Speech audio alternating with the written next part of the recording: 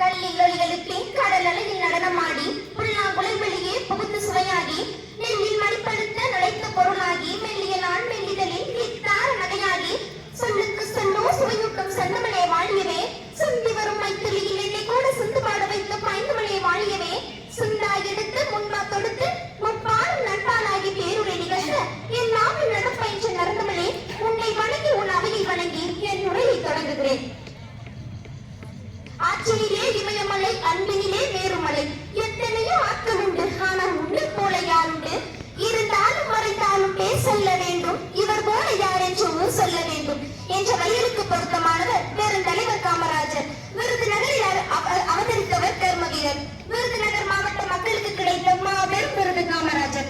காமராஜரின் 6 வயதில் தந்தை இறந்திட தாயை காக்கும் தனையனாய் தாய் மாமன் கடையில் வேலை பார்த்த போது அங்கு வந்த தலைவர்களின் பேச்சால் கவரப்பட்டு தாய் நாட்டை காக்கும் தலைவராக மாறினார்.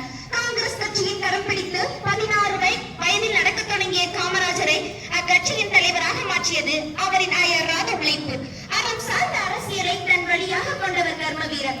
தலைவர் என்பவர் எப்படி இருக்க வேண்டும் என்பதற்கு அடையாளமாய் விளங்கினார் காமராஜர். தன் தாய்நாட்டிற்காக 9 ஆண்டுகள் சிறைவாசம் அனுபவித்து காந்திய வழியில் கடமையாற்றிய காமராஜரை மக்கள் முதலமைச்சராக அரியணை ஏற்றி அழகு பார்த்தனர். பெருந்தலைவர் தலைவர்களுக்கெல்லாம் பெருந்தலைவர் என்று அழைக்கப்பட்டார். காமாட்சி என்று பெயர் சூட்டிய அன்னைக்கு அப்பொழுது தெரியவில்லை அவர் பல பேரில் அழைக்கப்பட போகிறார் என்று. கிங் மேக்கர், ஏழை பங்காளன், பகலுக்கு தந்த பகலவன், கருப்பு காங்கி, கருப்பு வைரம் என பல பெயர்களில் அழைக்கப்பட்டார். காமராஜர் படிக்காத வேலை அல்ல, அவர் பல மாணவர்களை படிக்க வைத்த வேலை. அவர் படிக்காததற்கு காரணம் என்ன? படிப்பில் விருப்பம் இல்லையா? இல்லை, அவர் படிக்க வாய்ப்பு இல்லை. வாய்ப்புக்காக காத்திருக்காமல் தனக்கான வாய்ப்பை தாமே ஏற்படுத்திக் கொள்ளுங்கள் என்ற வரிகளை நிரூபித்து காட்டியவர் கர்ம வீரர். தான் படிக்கவில்லை என்று முடங்கி கிடக்காமல் தனக்கான வாய்ப்பை ஏற்படுத்திக் கொண்டு முதலமைச்சராக அரியணை ஏறியவர் காமராஜர். வேட்டி கட்டிய தமிழனாலும் சாதனை படைக்க முடியும் என நிறுவியவர். படிப்பறிவை விட அனுபவ அறிவால் பல திட்டங்களை வகுத்து அதில் வலிமை இருந்த போது எளிமையோடு இருந்தவரை இந்த வரலாறு வாயளிக்க பார்க்கிறது. விலை போட்டு வாங்கவா முடியும் கல்வியை? அந்த படிக்காத வேலை தாயாறு உண்ணவாருங்கள் பள்ளிக்கு என மாணவர்களை அழைத்தார். எவர் ஒருவரின் இதயம் ஏழைக்காக கண்ணீர் சிந்துகிறதோ அவரே உயர்ந்த மனிதர். காந்தியடிகளின் மீது அளவற்ற அன்பு கொண்ட காமராஜர் 1972 அக்டோபர் 2ஆம் நாள் காந்தியடிகள் பிறந்த தினமன்று தன் உலக வாழ்வை நீத்தார்.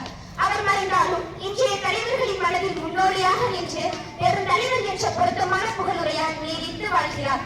தமிழகத்தில் இப்படி ஒரு பொற்காலம் உண்டு என்று கூறும் அளவிற்கு தமிழகத்தில் நல்லாட்சி வளர்ந்தது காமராஜரின் ஆட்சி காலத்தில் தான்.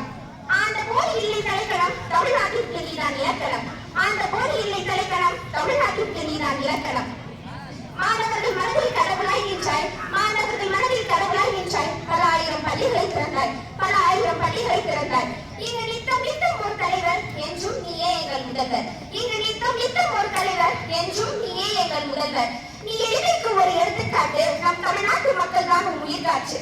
நீ எளிமைக்கு ஒரு எடுத்துக்காட்டு, நம் தமிழ்நாட்டு மக்கள் தான் உன் உயிர் காற்று. ஞானத்தில் பிறப்பது அறிவருவி, கல்லில் எழுந்தது கலையருவி, சொல்லில் வருவது சுவையருவி, காம்பல் பொழிந்த தமிழருவி.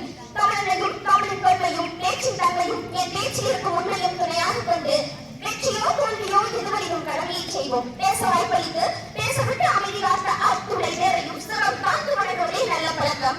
அதுவே எனது வழக்கம். தமிழே என்று என் வழக்கம். பேசி முடிக்கிறேன். வணக்கம். அன்பு கலந்த வணக்கம். அருமையான ஒரு ஸ்பீச். ஆண்டபோது இல்லை தலைக்கணம், நீங்கள் தான் எங்களது இலக்கணம். என்னதான் நீங்கள் பேசினாலும் நாங்கள் இப்படிதான் இருப்போம் என்று ஒரு அது பழக்கணும். இது தலைக்கணம், பழக்கணும்.